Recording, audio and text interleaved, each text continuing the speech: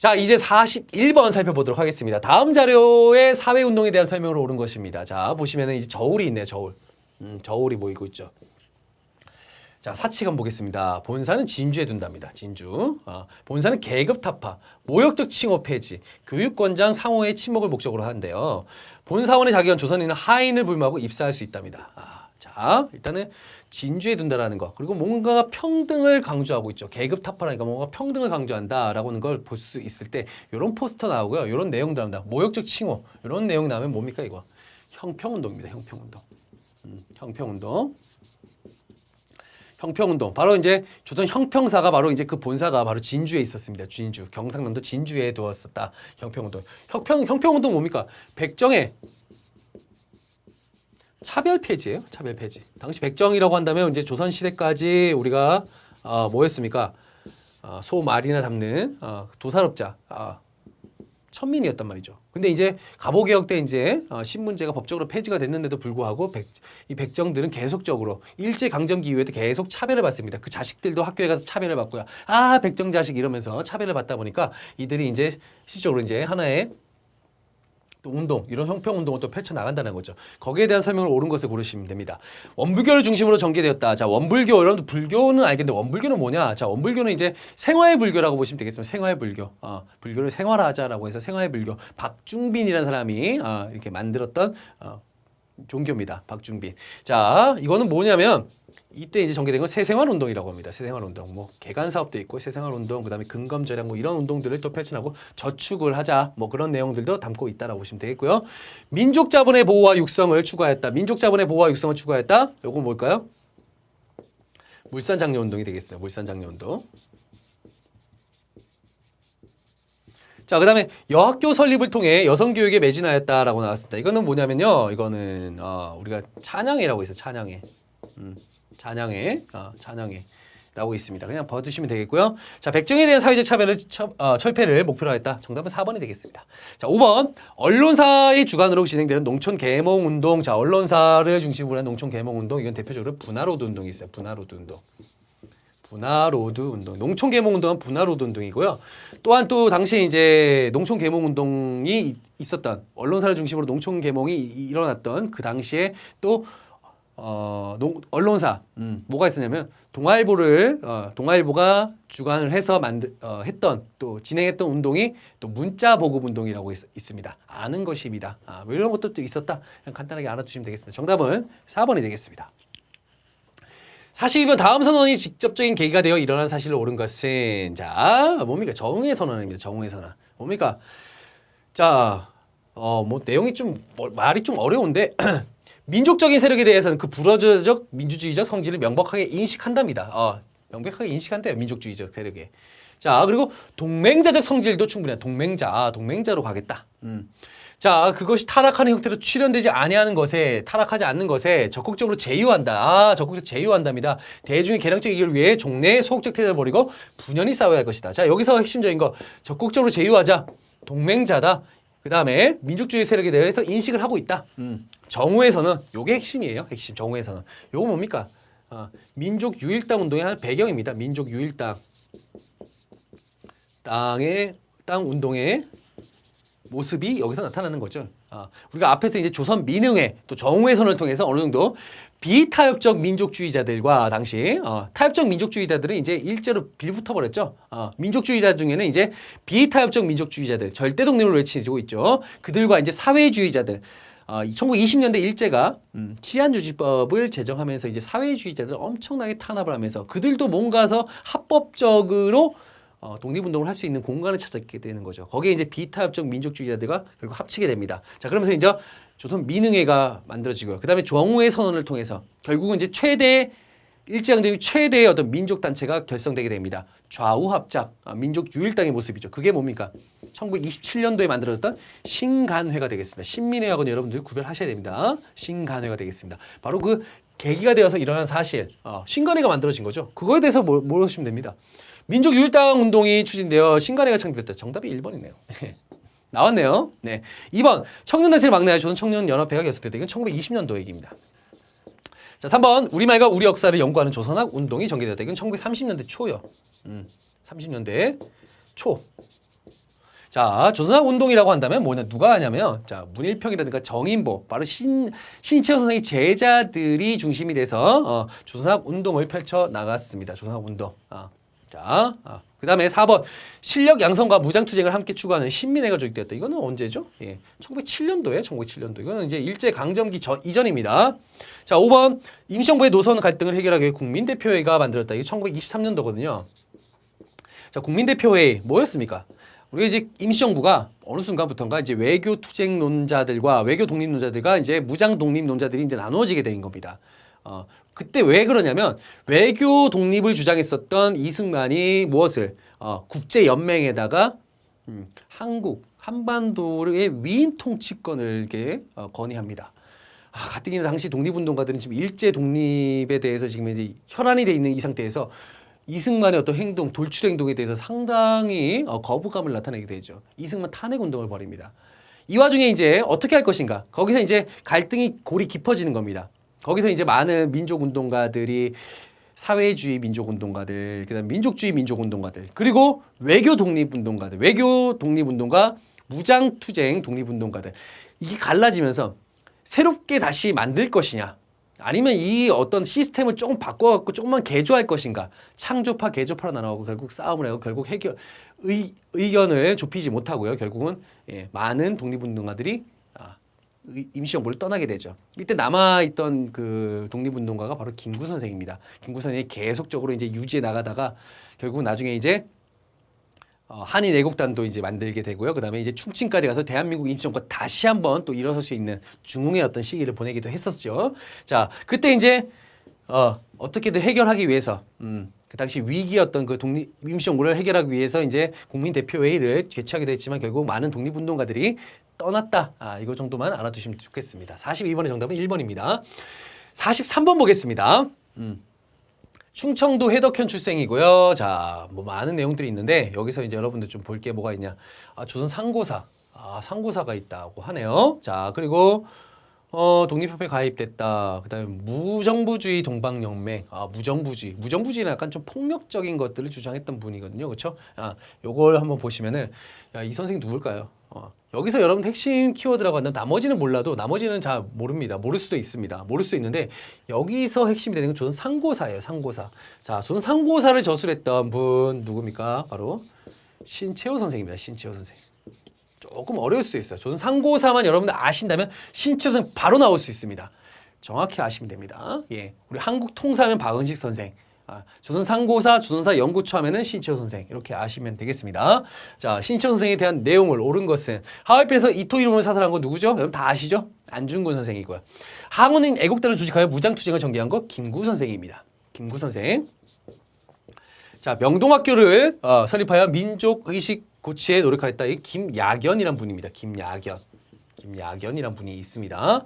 자, 그다음 대조선 국민군단을 결성하여 군사훈련을 실시하였다. 이거 박용만, 그렇죠?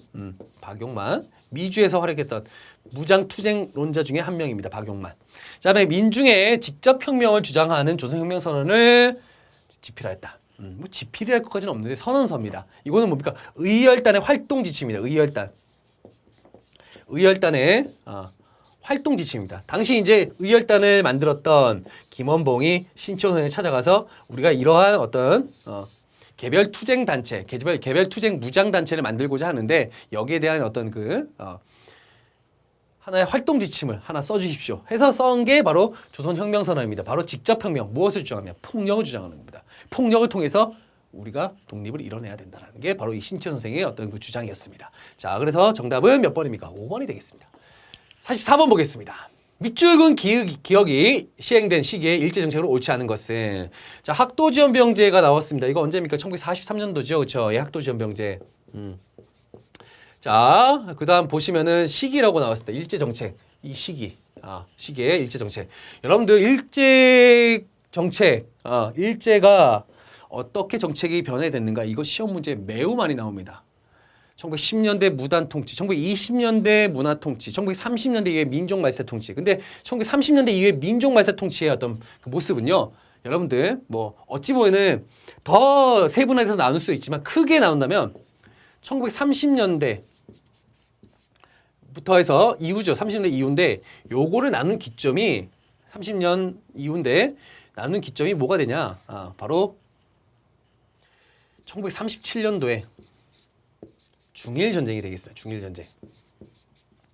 일본이 민족 말살 정책을 실시하면서 1931년도에 이제 만주사변을 일으켰고 1937년도에 이제 본격적으로 이제 중국 본토를 침략합니다. 그리고 이제 미국과 이제 맞짱을 또 뜨는 1941년도에 태평양 전쟁이 있죠. 자, 그런데 일본이 본격적인 어떤 전쟁 준비에 들어가는 건 바로 이 1937년도 중일 전쟁부터 이제 본격적인 어떤 전쟁의 모습입니다. 그래서 1938년도에 이제 국가 총동원령이라는 걸 내리죠.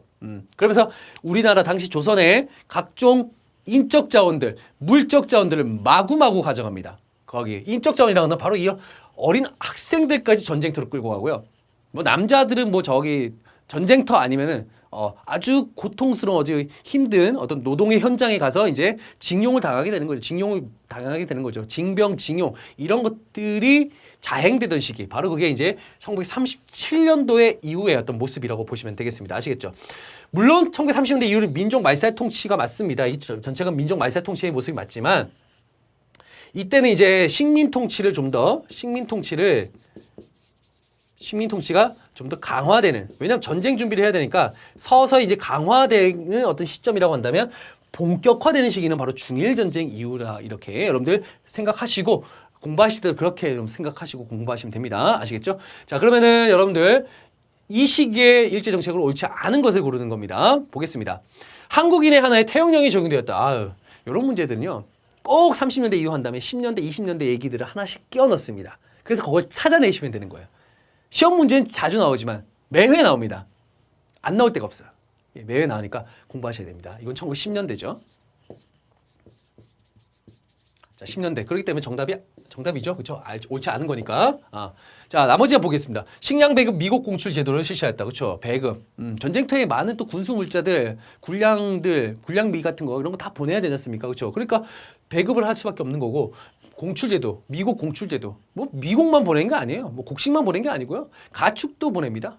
왜냐하면 군복 입혀야 되니까 가죽 벗겨가지고. 그리고 이제 또 뭐 금속 공출, 무기 만들어내는 금속들. 그래서 이 당시에 어떤 그 당시에 모습을 보자면 철제 숟가락이 없어요. 다 나무에 나무. 이게 다 보냈기 때문에 전쟁터로. 3번 전국학제 신사를 증설해서 자 신사 참배 강제 참배를 하게 하죠. 참배를 강요당하기도 했었습니다. 사상검 예비 구금령이라고 하죠. 그래서 이제 뭔가 지도자급들을 또 잡아들이는 그런 모습들도 보이고 있습니다. 5번 천황에게 충성을 맹세하는 황국 신민서사. 나는 자랑스러운 황국의 신민이다라고 하면서 이런 것들 아동용, 성인용 따로 만들어가지고 강요하게 또 강제로 암송하게 만드는 그런 모습들이 있습니다. 자, 정답은 1번이 되겠습니다. 1번은 10년대죠. 네, 무단통치식입니다. 45번. 자, 이제부터 현대사 파트 들어가도록 하겠습니다. 다음 선언을 발표한 회담에 대한 설명을 옳은 것은 쭉쭉쭉쭉 읽다가 여러분들 여기 어디서 보셔야 되냐. 적당한 절차에 걸쳐서 한국이 자유롭고 독립적인 상태가 돼야 된다고 결의한다. 자, 적당한 절차 나옵니다. 적당한 시기에 적당한 절차. 뭐 영문으로 표현하면 in due course라는 표현을 썼답니다.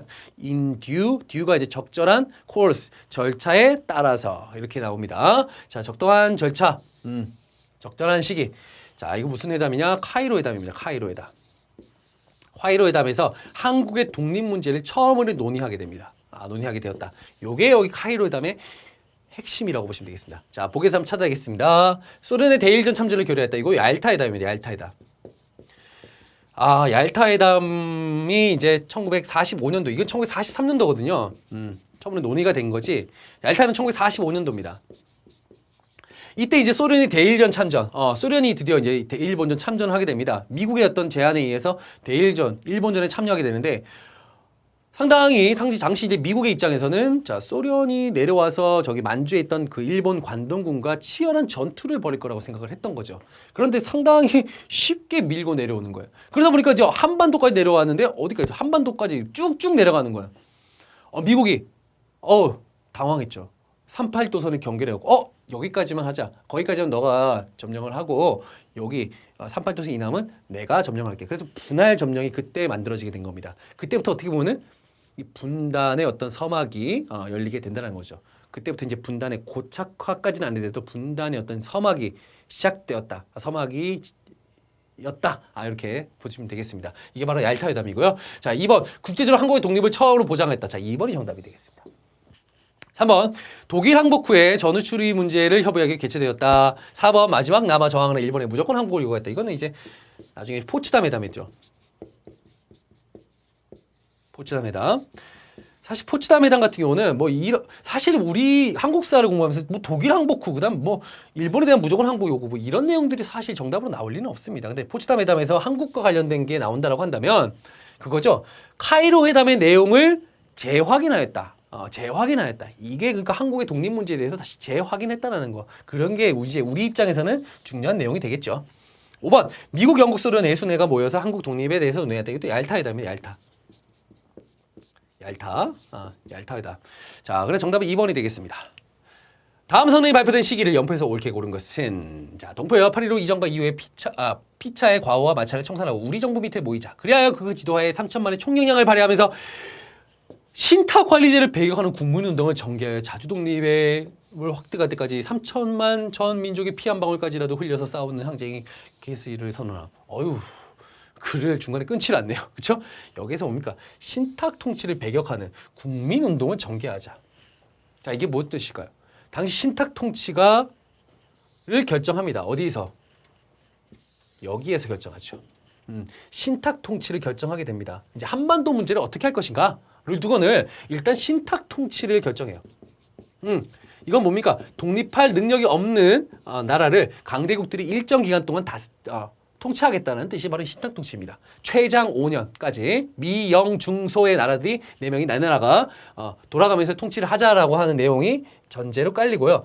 하지만 그래도 내정을 실시해야 되니까 임시정부는 수립하자. 임시정부 수립을 하자. 그리고 임시정부 수립, 어떤 단체가 임시정부에 참여할 것인가를 두고는 미소 공동위원회를 개최하자. 요게 이제 요런 사항이, 요게 이제 모스크바 3상회의의 어떤 중점 사항입니다. 하지만 우리나라의 이 신탁 통치에 대한 내용이 전달되면서 한반도에서는 아주 풍전등화의 어떤 그런 모습이 나타나죠. 뭐냐? 이 신탁 통치에 대해서 반대하는 운동이 벌어지죠. 바로 배격한다, 반탁 운동이 벌어지고요.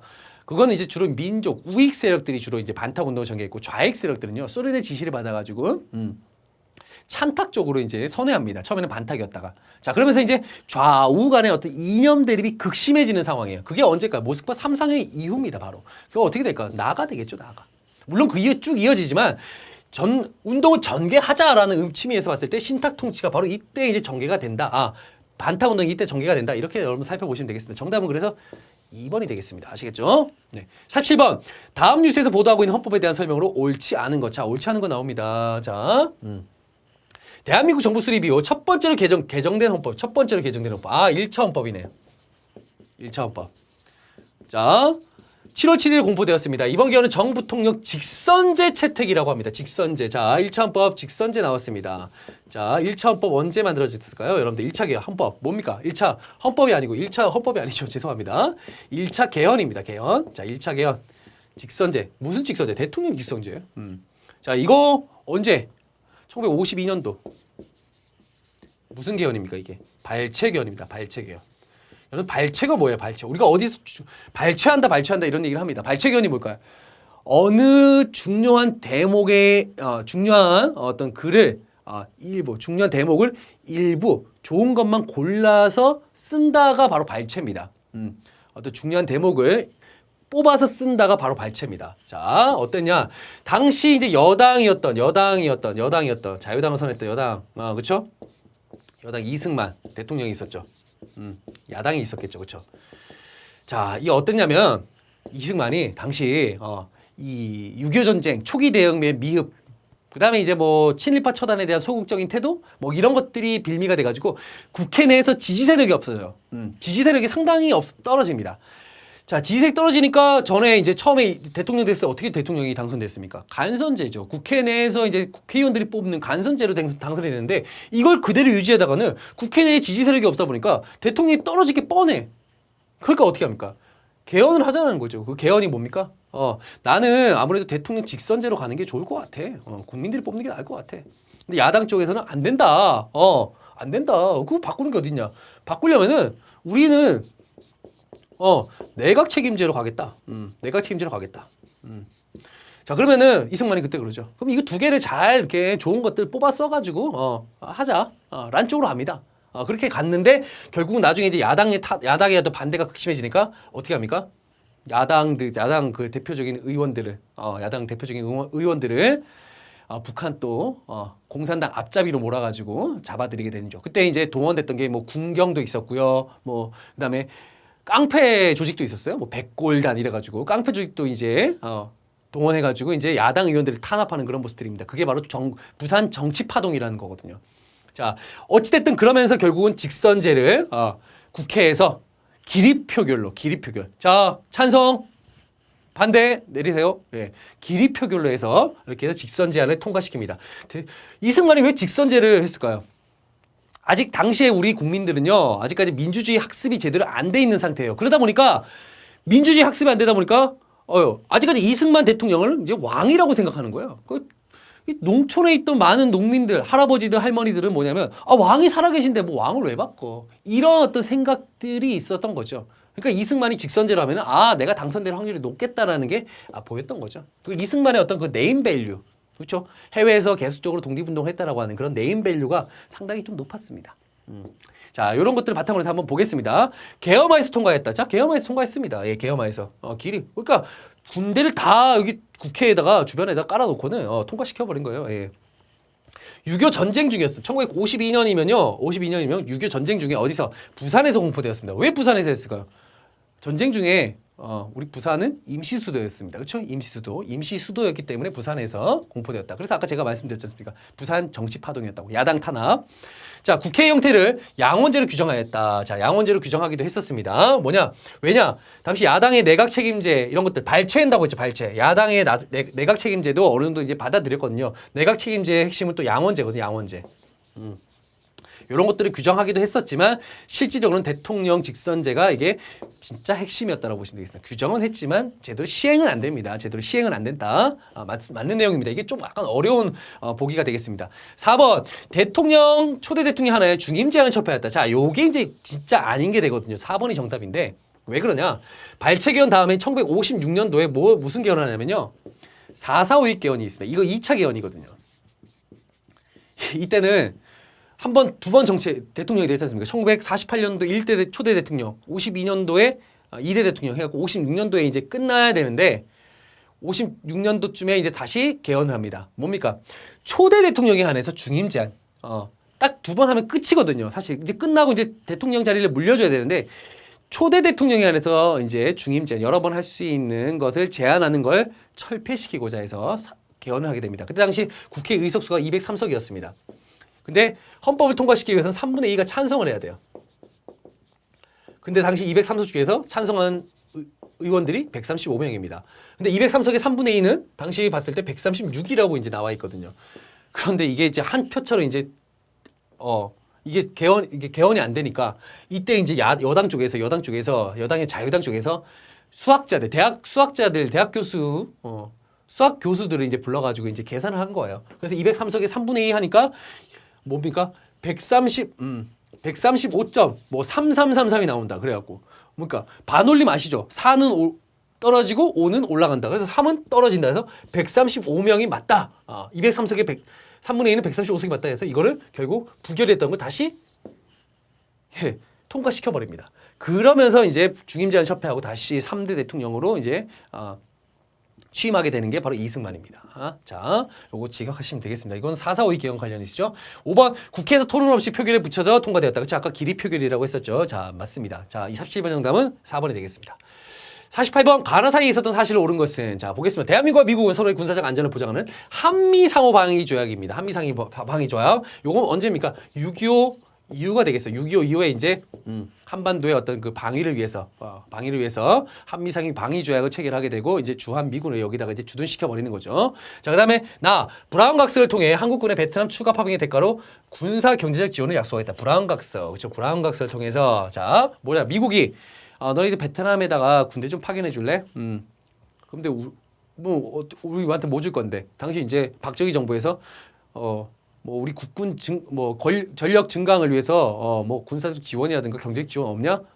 그래서 브라운 각서라는 걸 통해서 경제적, 군사적 지원을 약속하게 됩니다. 요건 언제냐면요.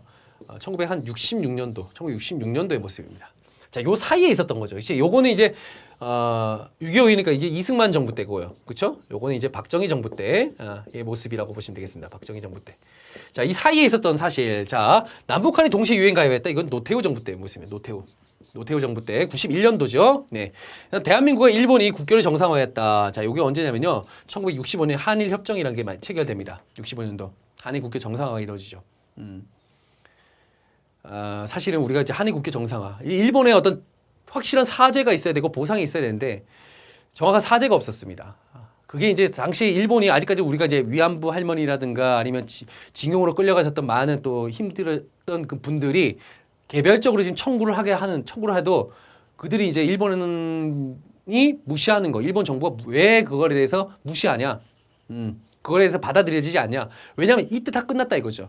이때 이제 이들이 국교 정상화, 한일 협정을 맺으면서 뭘 하냐, 독립 축하금이란 명목으로 3억 달러를 빌려줍니다. 그리고 이제 그 이외에 이제 3억 달러, 경제 발전을 위해서 3억 달러 차관을 빌려주게 되는 거죠.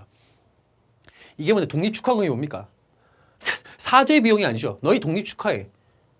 우리가 누구로부터 독립했는데, 그리고 얼마나 힘든 고통 속에서 독립을 했는데, 그게 이제 일제 강점기 아닙니까? 근데 그들은 자기들이 저지른 그런 행위에 대해서 사죄보다는 독립을 축하한다는 그 말도 안 되는 그런 명목을 가지고 이제 했던 겁니다. 근데 우리 정부는 당시에 경제 발전을 위해서 필요했던 거기 때문에 결국 받아들이게 되는 거죠. 예, 이 65년도 정답은 2번입니다. 아시겠죠? 중화인민공화국과 수교를 했다. 자, 중화인민공화국. 자, 당시 중국은 공산당이었습니다. 이거 언제냐면 이것도 노태우 정부 때 북방외교가 있습니다. 당시 이제 1990년대, 1980년대 말에 공산주의 국가들이 붕괴하기 시작합니다. 소련 붕괴되죠. 그 다음에 이제 뭐 중국도 이제 공산에서 이제 붕괴되면서 이건 냉전 체제가 완전히 붕괴가 되기 시작하는 겁니다. 예, 붕괴되면서 이때 많은 또 공산권 국가들과 교류를 하게 되는 거죠. 중화인민공화국 그리고 동유럽, 뭐 대표적으로 헝가리, 폴란드 이런 나라들하고도 수교를 맺고 있습니다. 이것도 노태우 정부 때 모습이죠. 자, 대한민국과 미국이 자유무역협정을 체결했다. 이건 이명박 정부 때 모습입니다. 이명박 정부 때 모습이다. 자, 정답은 2번이 되겠습니다. 밑줄근 이 정부에 대한 설명을 옳은 것은, 자, 이 정부 뭡니까? 경제협력개발기 OECD에 가입했답니다. 자, 그리고 이 OECD는 서방 선진국 경제협력기구입니다. 자, 이거 언제 가입했냐? 1996년도에 가입했거든요. 언제요? 김영삼 정부 때입니다. 여러분들 각 정부별 우리가 이제 뭐 각 정부별 어떤 그런 활동들이 있습니다. 정치적인 어떤 개혁적인 모습들, 그다음에 어떤 정책들, 그리고 경제적인 모습들, 이런 것들 있지 않습니까? 많지 않습니다. 내용이 많지 않습니다. 정확히 파악하고 가셔야 됩니다. 현대사는 어렵지 않습니다. 여러분들 현대사는요, 말씀드렸지만 각 정부별 모습들 뭐 아니면 개념들만 정확히 파악하신다면 어렵지 않게 푸실 수가 있어요. 자, OECD만 딱 보더라도 이거 김영삼 정부 바로 찾아내실 수 있어야 됩니다. 아시겠죠? 네. 자, 요때 설명을 옳은 것은 유상매수, 유상분배를 규정한 농지개혁법. 이거 1949년도. 예, 이승만 정부 때입니다. 이때 처음으로 이제 남한 정부가 단독 정부가 만들어진 이후 바로 이제 농지개혁법을 실시하게 되죠. 재헌국회에서. 자, 경제제일주의에 따라서 경제개발 5개년 계획안을 만들었다. 자, 요거 2번 같은 경우에 여러분들 여기에서는 아니지만 여러분 나중에 이런 보기가 나왔을 때 헷갈리실 수가 있으니까 제가 정확하게 짚고 넘어가도록 하겠습니다. 경제개발 5개년 계획안은요, 우리가 알고 있기는 박정희 정부 때 실시되었다라고 하고 있지만 계획안입니다. 안을 처음 마련했다. 이거 언제입니까? 이거 작년 내각 때.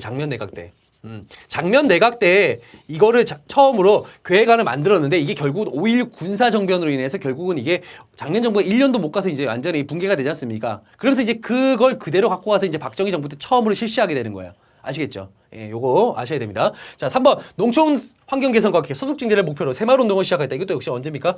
이건 박정희 정부 때입니다. 박정희 정부 때 모습이고요. 4번 금융거래의 투명성을 확보하고자 금융실명제. 자, 금융실명제, 부동산실명제 요거 나옵니다. 그다음에 지방자치제 뭐 이런 것들 실시하는 거 언제입니까? 딱 김영삼 정부 때예요. 김영삼 정부 시험에 자주 나옵니다. 꼭 판단하시고 잘 공부하시기 바랍니다. 확실하게. 자, 5번 개성공단 건설을 위한 남북간 경제교류 사업을 벌였다. 이거 언제입니까? 김대중 정부 때죠. 김대중 정부 때. 자, 그래서 정답 49의 정답 뭡니까? 4번이게 되겠습니다. 가라를 이러는 순서대로 옳게 나열한 것은입니다. 자, 이런 것들 문제 자주 나옵니다. 예, 여러분들 이런 문제들 그러면 항상 현대사의 흐름들, 사건의 흐름들, 민주화 운동이죠. 민주항쟁, 혁명, 항쟁, 민주화 운동. 자, 요거 순서를 한번 보시면 되겠습니다. 어렵지 않습니다. 자, 순서 볼까요? 자, 4.19 혁명 뭐 때문에 일어났습니까? 자, 이승만 정부 때죠. 이승만 정부 때. 뭐로? 3.15 부정선거. 그렇죠? 3.15 부정선거.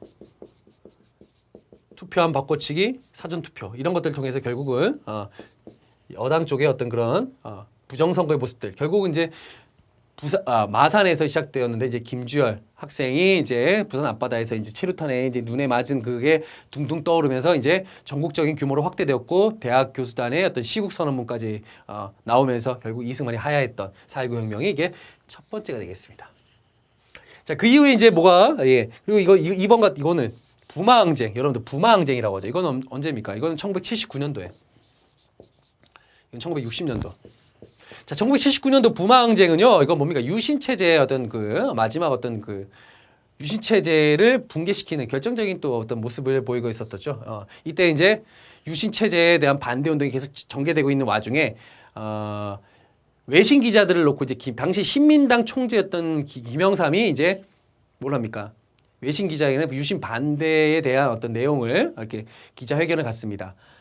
그러면서 이제 김영삼을 의원직에서 제명을 해버려요.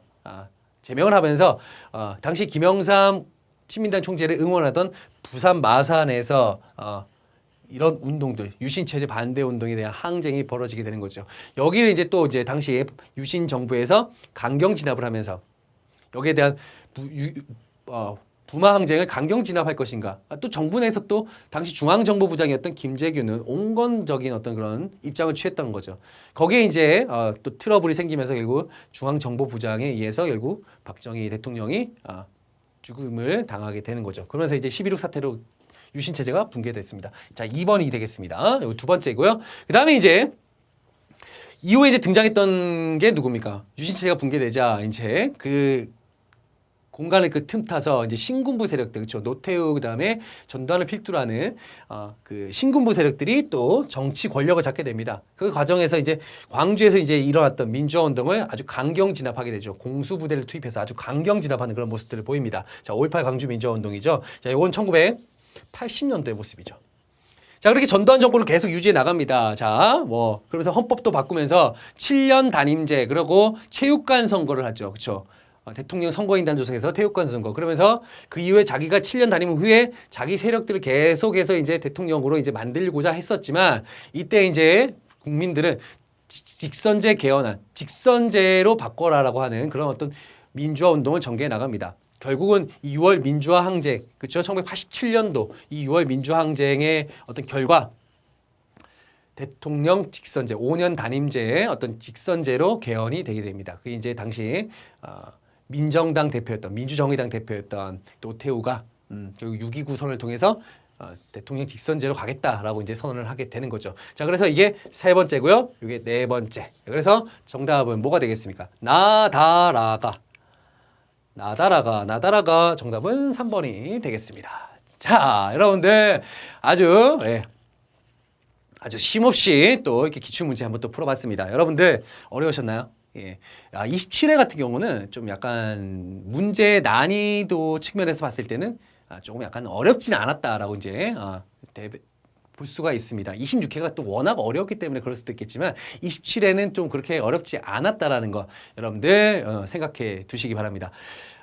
이게 어렵지 않았기 때문에 다음에는 또 어렵게 나올 것인가 뭐 그런 거에 대한 걱정을 여러분들 하기 전에요. 일단 기본적으로 여러분들이 이 시험을 보기 위해서는 일단 기본적으로 개념 정리를 반드시 하시라고 제가 여러분께 말씀드리겠습니다. 첫 번째, 여러분들 개념 정리를 확실하게 하신 후에 어떤 여러 문제들을 푸시는 것보다는요. 최근 4회에서 5회 정도 되는 기출문제를 반복적으로 한번 또 풀어보시는 것도 여러분들 좋은 어떤 선택이라고 봅니다. 왜냐하면 이 기출문제에서 많은 어떤 지문들이라든가 아니면 또 보기의 어떤 선지들이 또 반복적으로 또 계속 나오고 있기 때문입니다. 한국사 능력검정 시험은요, 유사 문제가 약 30%에서 40% 됩니다. 그만큼 이제 반복되어서 출제되는 경우가 많기 때문에 여러분들 개념 정리 후에 반드시 기출문제를 풀어보시라. 제가 이 말씀은 꼭 드리겠습니다. 그리고 그래도 만약에 내가 좀 모자란 것 같다면 다시 한번 개념 정리를 다시 한번 또 해보시는 것도 좋은 방법입니다. 아시겠죠?